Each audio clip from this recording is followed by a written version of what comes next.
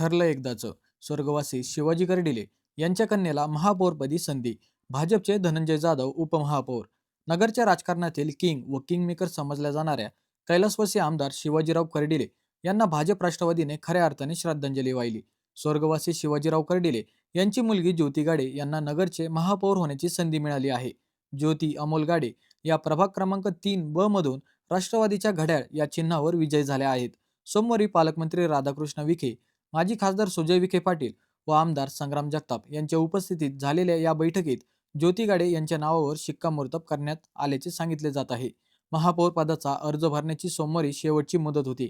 त्यापूर्वीच महायुतीच्या नेत्यांनी ज्योती गाडे यांचे महापौर पदासाठी नाव फायनल केल्याचे सांगितले जात होते.